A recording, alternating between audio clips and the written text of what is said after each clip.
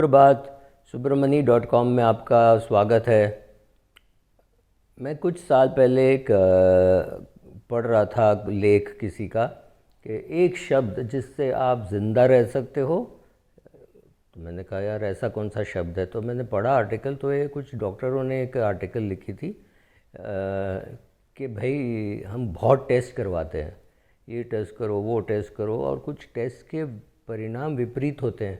आपके लिए कुछ अच्छा नहीं करता है वो अलग, आपको एक्चुअली हानिकारक है।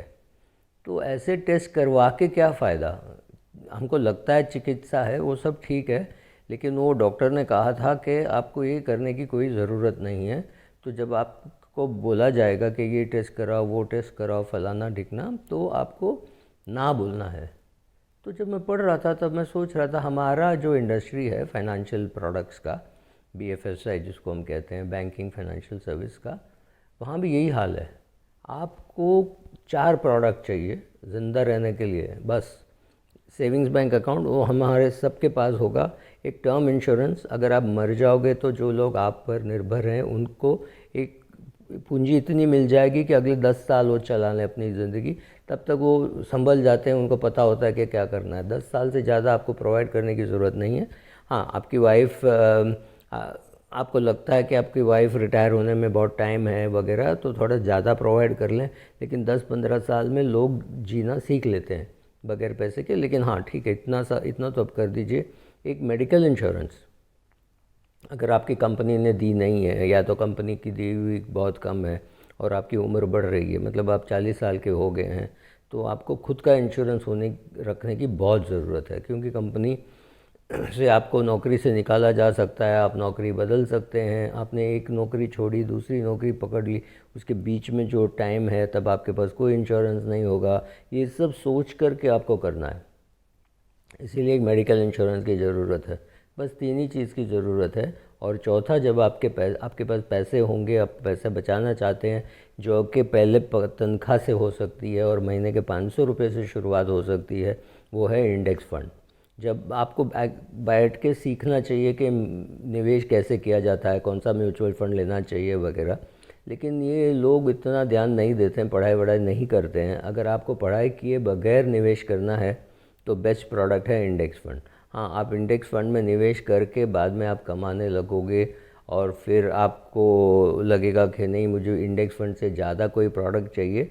तो पहला सीखें म्यूचुअल फंड क्या है, लार्ज कैप क्या, मिड कैप क्या, कब निकालना चाहिए कब नहीं निकालना चाहिए। डेट फंड में रिस्की फंड्स कौन से हैं, कम रिस्क वाले कौन से हैं, गिल्ड फंड में क्या रिस्क हैं, ये पहले सीखें। सीखने के बाद आप निवेश कर सकते हैं। सीखने से पहले आपका सबसे प्यारा सबसे अच्छा दोस्त है नो। नहीं चाहिए, नको मला, कोई भी भाषा में बोलिए, लेकिन यही है। आपको बस ये 4 प्रोडक्ट जब तक है आपके पास, आपकी लाइफ कंप्लीट है।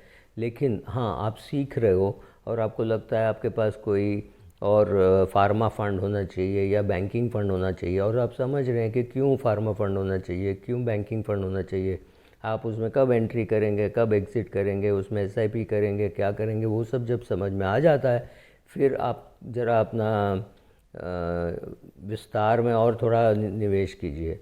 नहीं तो आपका एक अच्छा फ़ंड है इंडेक्स फ़ंड, जो आपकी 22 साल की उम्र से आपको 80-90 साल की उम्र तक आपकी मदद करेगी।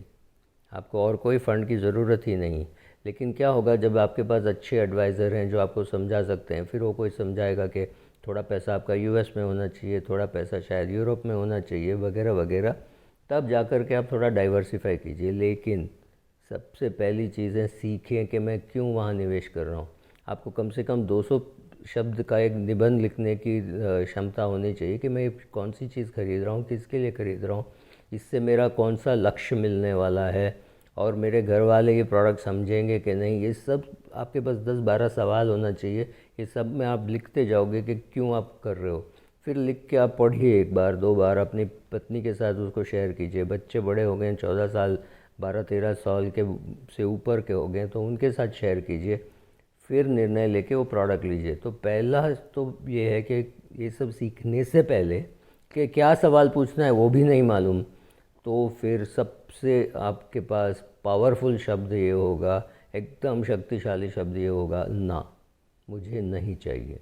क्योंकि ये सब प्रोडक्ट्स ऐसे होते हैं जिसमें आपको जितनी कम समझ होगी उतनी चार्जेस ज़्यादा होगी।